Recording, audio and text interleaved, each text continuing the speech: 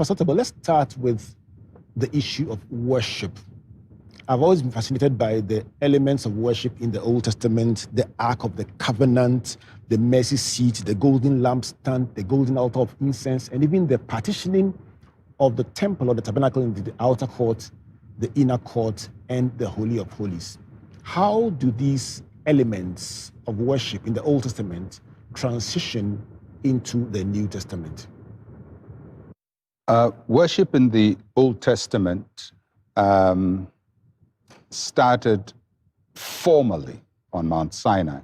Prior to that, there had been worship. People like Noah had worship on an altar. Abraham had erected several altars.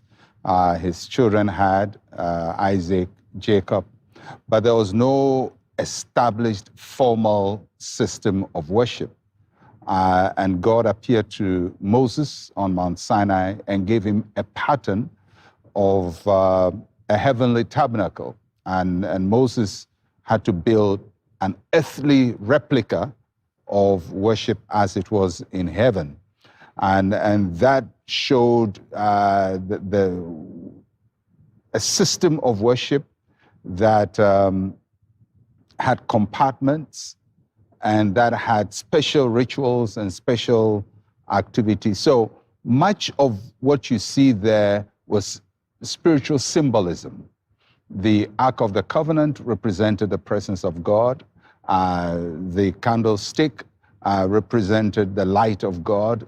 The bread represented the word of God.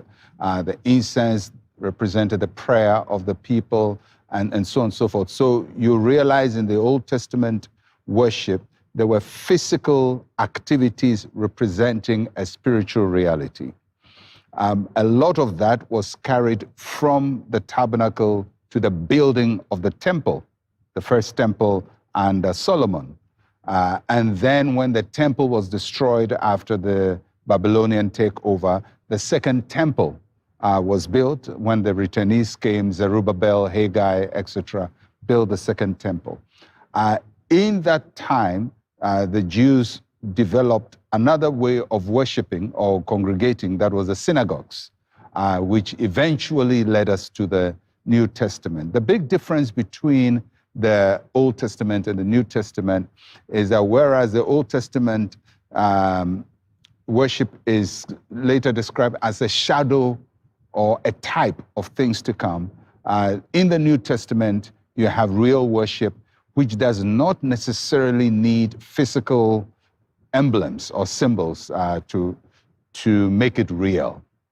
Of course, there are Christian denominations that make use of a lot of ritual and symbolism, but Protestant Christianity departs from that and worships God without a lot of those symbols and replicas.